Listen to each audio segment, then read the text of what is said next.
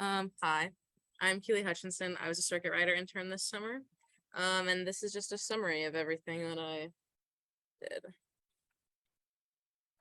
So as a circuit rider intern, I was not assigned to one particular company, and instead I got to work with 5 actually across the state of Kansas.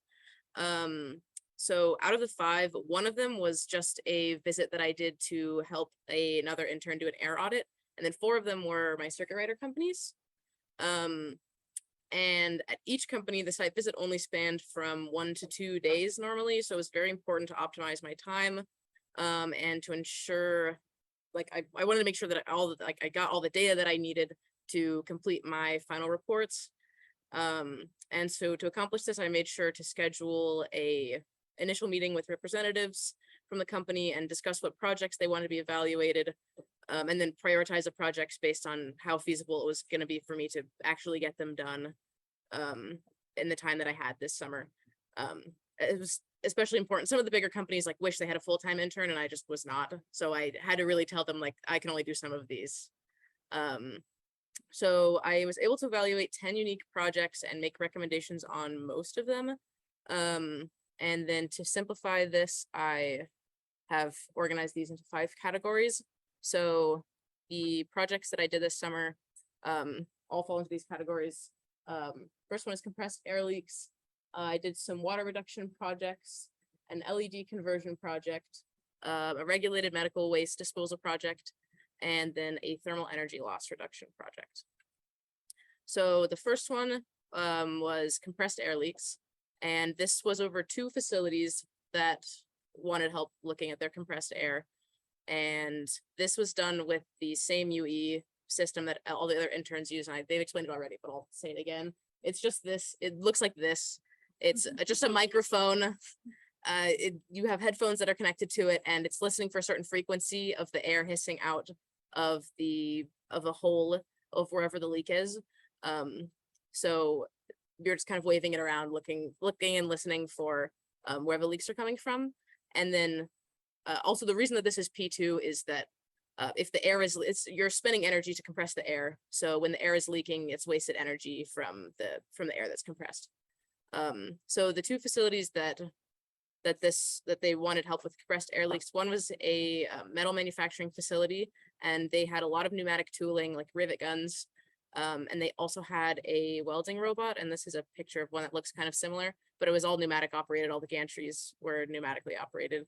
And then the other facility with compressed air leaks was a carbon black facility, and they were using it to direct product. They're using compressed air to direct product in their bagging area. So overall, for compressed air leaks across both facilities, I found 20 leaks.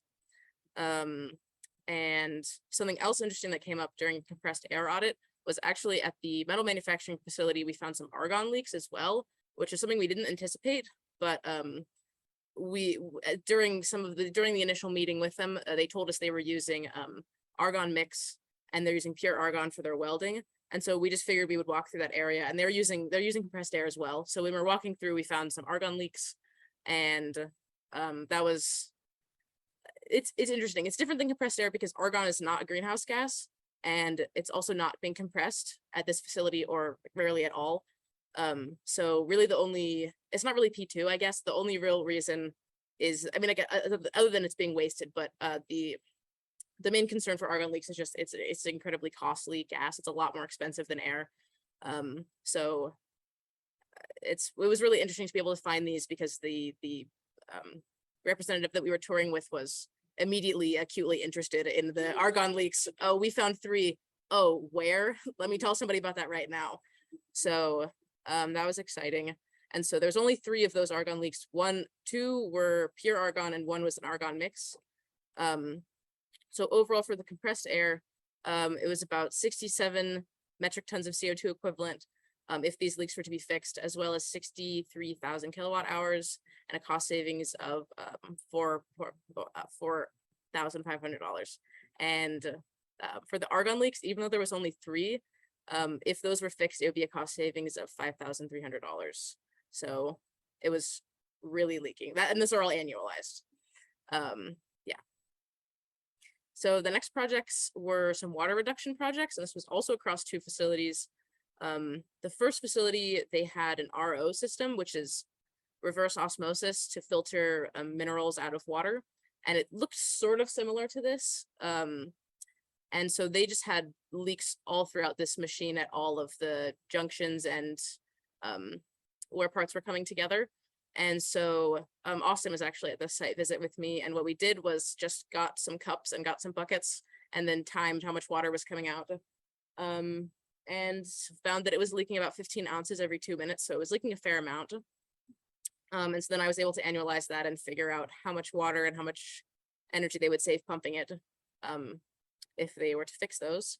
And then the other facility that had a water reduction project was a facility where one area they were doing meat packing, and they had a wash down process that they do 6 times a week.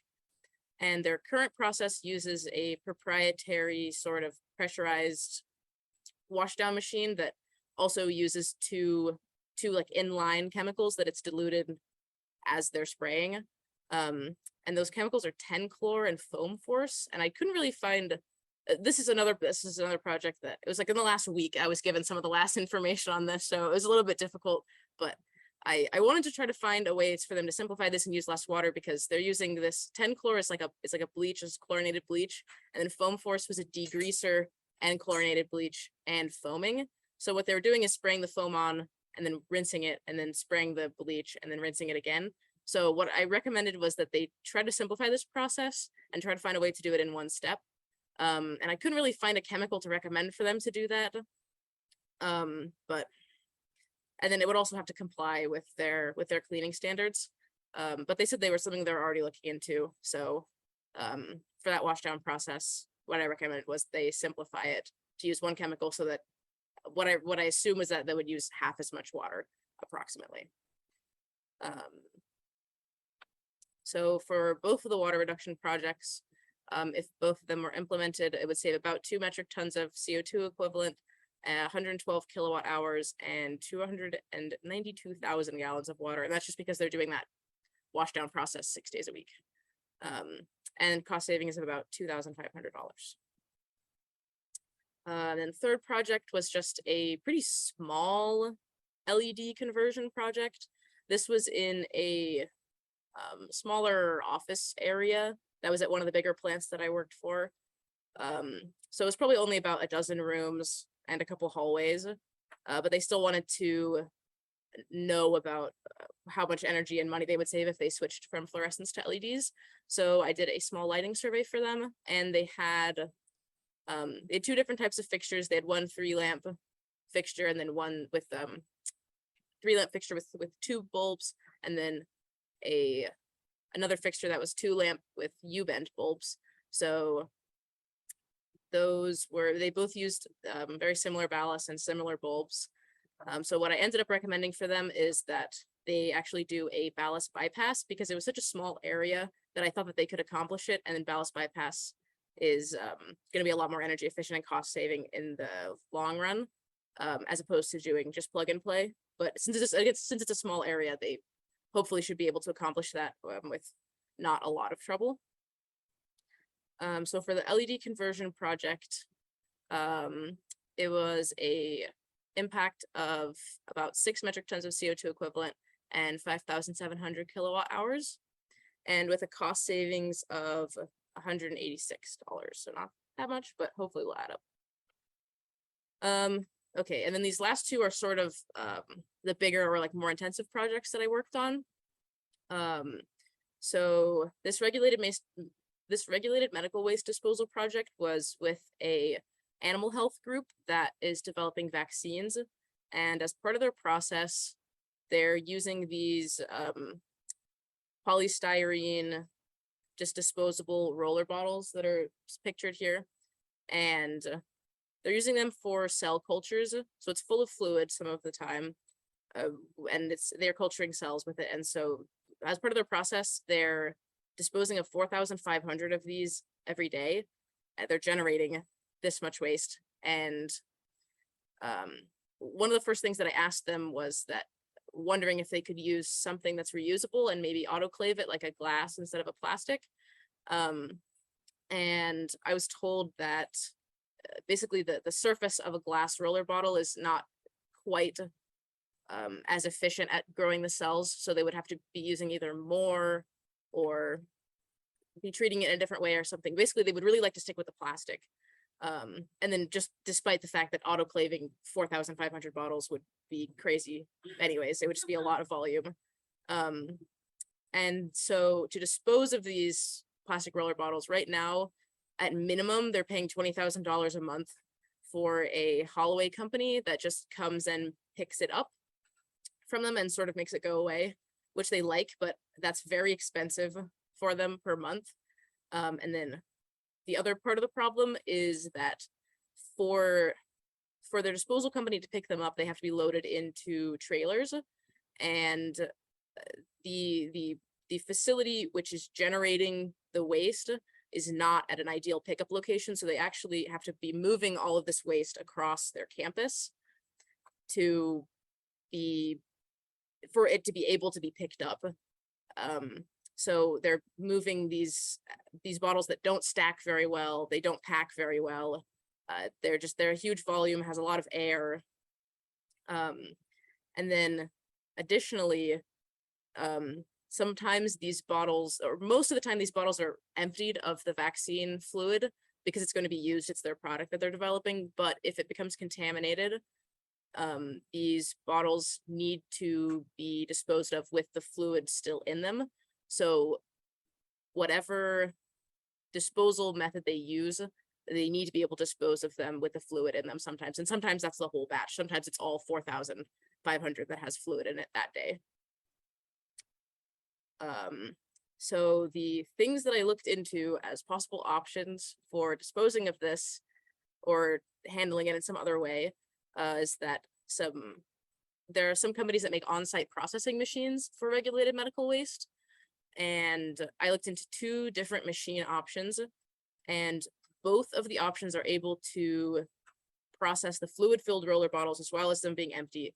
It takes a little bit more time. Both companies told me it takes a little bit more time for them to process the fluid-filled roller bottles just because it's more mass to heat up and sterilize. But they're both able to dispose of it with the fluid, and both machines are loaded with the waste and actually like grind up the waste and then use time, temperature, and pressure to sterilize it. And then it's just comes out as like a polystyrene pellets or like shreds that are no longer regulated medical waste, so it can be disposed of however they want and hopefully recycled. And so between the 2 machines, the first ones that I looked into was a slightly lower capacity machine, so we would need 2 of them, but it was also it was the less expensive out of the 2. But they also, this machine, you cannot customize the time, temperature, pressure settings. It sort of does calculations on its own. And then the other machine that I looked into was a larger capacity and also a larger form factor. Like looking at pictures of it, I don't think that they would be able to put it inside anywhere. Like it would have to be outside somewhere. So I don't know where they would put that. But it's larger. They would only need 1. It is more expensive, but it has a lot of customization opportunity for the cycles. So you can determine your own time, temperature, and pressure for the cycles. And it has a lot more like user interface basically. And then no matter which one they used, another concern from this company is that they're regulated by USDA, and that's something that we just had a lot of trouble figuring out this summer, is that wondering if these machines would actually be able to be a compliant process for them. And both companies that I talked to said that they have worked with companies that are USDA compliant, they can help, and they have assisted customers in the past in working with USDA and helping them make sure and prove that this is an okay process to be disposing of this waste. Yes. So, and this is a picture of the smaller machine. So this smaller machine would definitely be able to fit in a basement or something. but the other machine was probably 3 times this height at least. So if the roller bottles were no longer being incinerated, the metric tons of CO2 equivalent would be about 1,431 metric tons. And that's just from no longer incinerating the bottles. That's not including anything else. And then the cost savings would be about 240K just from no longer paying that haul away service anymore. So I did end up recommending the smaller machine with a smaller form factor where they would need 2 of them, mostly because it was a lot cheaper, and that they liked that return a lot more. It was a couple years shorter. And then the other bigger project that I worked on was this thermal energy loss reduction project. And this was at a refrigerated warehouse. So they're in the business of just being a giant refrigerator, and they just store, actually when I was there, what they were mostly storing was margarine. So they just had a whole warehouse of margarine that they're keeping at fridge temperature, and that they're shipping it. They're right by railway as well. So they're shipping it across the country. And so they also, at this facility, they're loading semi-trucks, and they have lots of dock doors. They have 130 doors across their warehouse. And when these semi-trucks pull up, this is like a picture that I drew to help show what the gap is. So when the semi-trucks pull up, they're taking up not the whole dock door, but they're taking up a majority of it. But then there's still a gap to the outside around the dock door. And they do have like a fabric sort of barrier, something that's like keeping the heat in a little bit. But there's still parts that are just open to the outside. And in Kansas during the summer, this can get up to be a 60-degree temperature difference just between the inside and the outside of this building.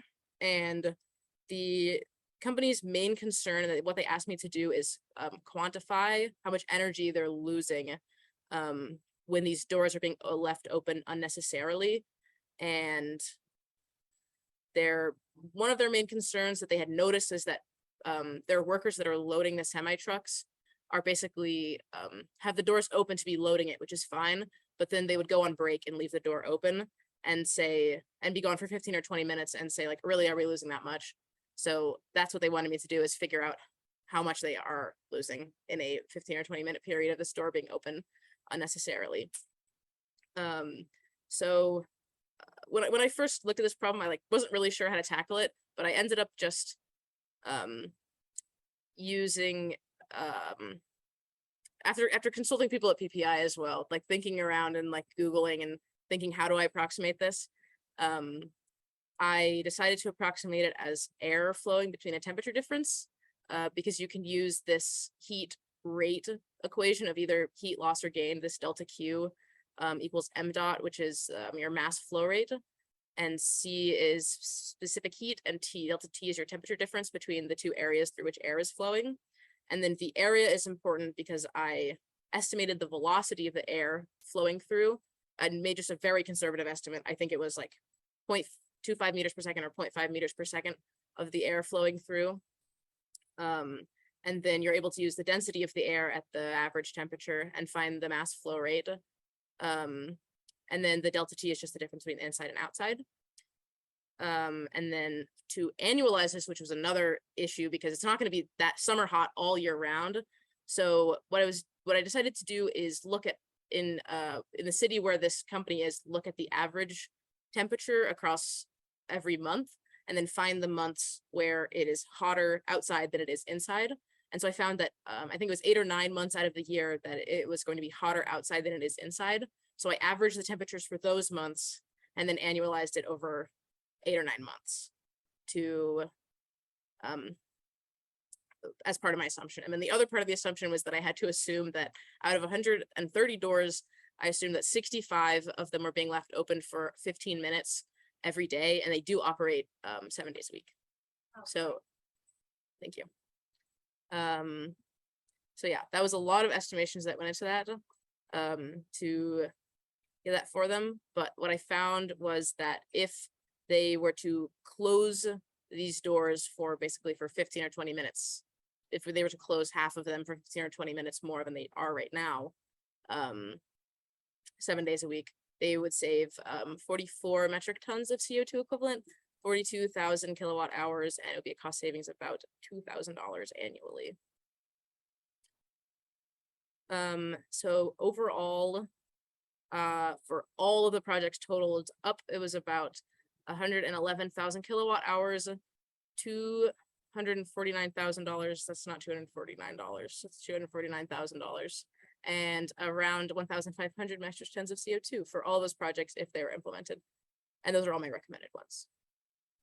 And so as far as the internship, the only things that I disliked was that because I was traveling a lot and going to all these different companies, I felt like I didn't have enough time to accomplish all the things that I wanted to. And then especially some of the companies that I visited later, I was just like waiting for them to email me back and saying, please give me this estimate so I can finish this. And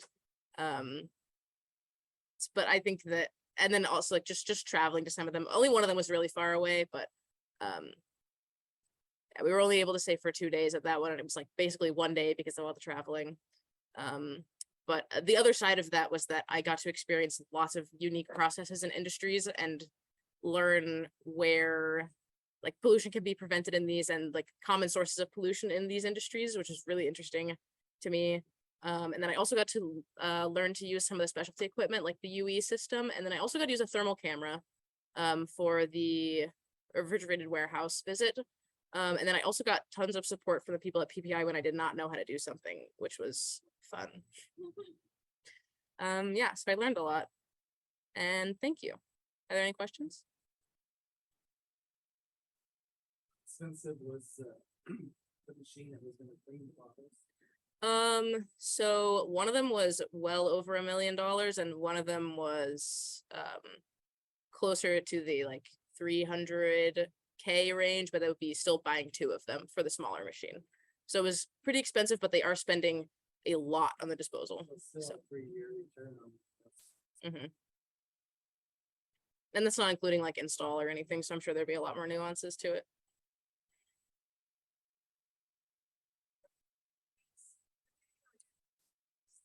With the roller bottles? Yeah.